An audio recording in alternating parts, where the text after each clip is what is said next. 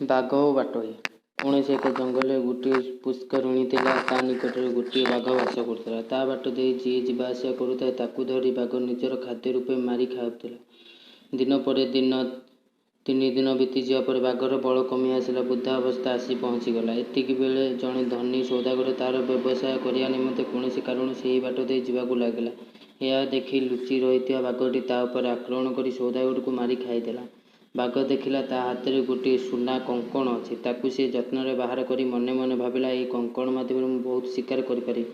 କଙ୍କଣଟିକୁ ବାଘ ଆଗ ଗୋଡ଼ରେ ପିନ୍ଧି ପୋଖରୀ କୂଳରେ ଯାଇ ବସି ରହିଲା। ପୋଖରୀରେ ଅଳ୍ପ ପାଣି ଏବଂ ବେଶୀ ପଙ୍କ ରହିଥିଲା। ପୋଖରୀକୁ ଅନାଇ ପଥିକମାନଙ୍କ ଆସିବା ବାଟକୁ ଚାହିଁ ରହିଲା।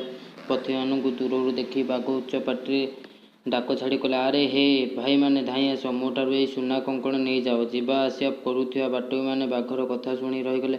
ତାପରେ ଦେଖିଲେ ସୁନା କଙ୍କଣ ପୁଣି ବୃଦ୍ଧ ବାଘ ପାଖରେ ଅଛି। ଏଥିରେ କିଛି ରହସ୍ୟ ଥାଇପାରେ। ଶାସ୍ତ୍ରରେ କୁହାଯାଇଛି ଯେ ଦୁର୍ଜନ ଲୋକ ଦ୍ୱାରା ବହୁ କିଛି ଲାଭ ହେବାର ଥିଲେ ମଧ୍ୟ କିଛି ନା କିଛି କ୍ଷତି ଘଟିବାର ସମ୍ଭାବନା ନିଶ୍ଚୟ ଥାଏ।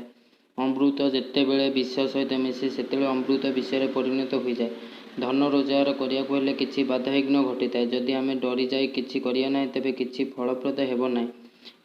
ଏହି ଭାବି ଜଣେ ବାଟୋଇ ଅଳ୍ପ ଦୂରରେ ଥାଇ ବାଘକୁ କହିଲା, ଆରେ ହେ ବାଘ ଭାଇ, ସୁନାର କଙ୍କଣ କେଉଁଠାରେ ଅଛି?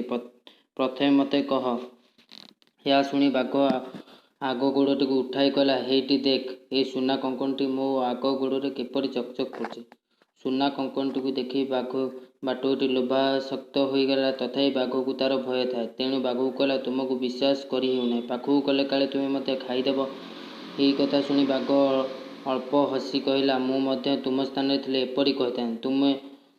ତୁମ ଆମ ଭିତରେ ଶତ୍ରୁତା ଆଗରୁ ଅଛି। ମୋର ଯୁବ ଅବସ୍ଥାରେ ବହୁତ ଗୁଡ଼ିଏ ମନୁଷ୍ୟଙ୍କୁ ମାରି ଖାଇଛି। ଏହି କଙ୍କଣଟିକୁ ମୁଁ ଜଣେ ସୌଦାଗରଙ୍କୁ ମାରି ଖାଇବା ବେଳେ ପାଇଛି। ବର୍ତ୍ତମାନ ମୁଁ ବାର୍ଦ୍ଧକ୍ୟ ଅବସ୍ଥାରେ ପହଞ୍ଚିଯାଇଛି। ମୋ ଜୀବନରେ ମୁଁ ଅନେକ ପାପ ସବୁ କରିଛି। ଆଜି ମୁଁ ମୋର ପାପ କର୍ମକୁ ରକ୍ଷା ପାଇବା ପାଇଁ ପ୍ରାୟଶ୍ଚିତ କରିବାକୁ ଭାବିଛି। ଏଣିକି ମୁଁ ଆଉ ପାପ କାମ କରିବି ନାହିଁ। ଏହି ପୋଖରୀରେ ସବୁଦିନ ମୁଁ ସ୍ନାନ କରି ଭଗବାନଙ୍କୁ ପ୍ରାର୍ଥନା କରୁଛି ଏବଂ ଏହି କଙ୍କଣଟିକୁ ଉପଯୁକ୍ତ ପାତ୍ରରେ ଦାନ କଲେ ମୋର ପ୍ରାୟଶ୍ଚିତ ହେବ ବୋଲି ମୁଁ ଭାବୁଛି।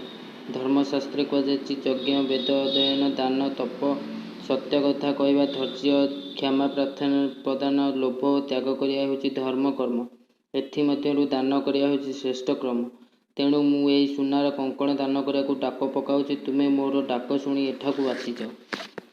ତୁମେ ମୋତେ ଦେଖୁଛ ମୁଁ କିପରି ବୃଦ୍ଧାବସ୍ଥାରେ ପହଞ୍ଚିଲିଣି। ପୁଣି ମୋର ପାଟିରୁ କେତୋଟି ଦାନ୍ତ ଝଡ଼ି ପଡ଼ିଲାଣି। ମୋର ନଖଗୁଡ଼ିକ କିପରି ମୋଡ଼ି ହୋଇ ବଙ୍କା ହୋଇଗଲାଣି। ଏପରି ଅବସ୍ଥାରେ ତୁମେ ମୋତେ କାହିଁକି ବିଶ୍ୱାସ କରୁନାହଁ? ଏହା ଶୁଣି ବାଟୋଇ କହିଲା, ତାହାହେଲେ ମୋ ନିକଟକୁ କଙ୍କଣଟିକୁ ଫୋପାଡ଼ି ଦିଅ।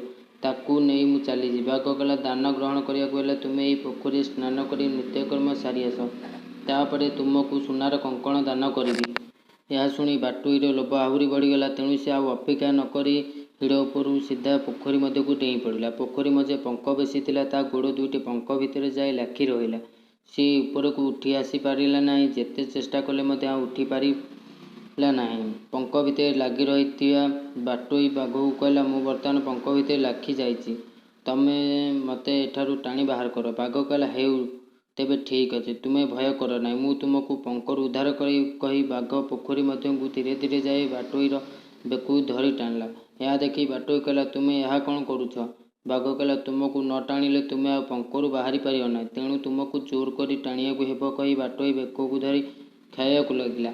ବିଚାର ନ କରି ବାଘ କତାରେ ପଡ଼ି ଭୁଲ ହେଲା ବୋଲି କହୁ କହୁ ବାଟରେ ପ୍ରାଣବାୟୁ ଚାଲିଗଲା। ନୀତିଶିକ୍ଷା: ଦୀର୍ଘ ସମୟ ଚିନ୍ତା କରି କାର୍ଯ୍ୟ କରିବା ଉଚିତ।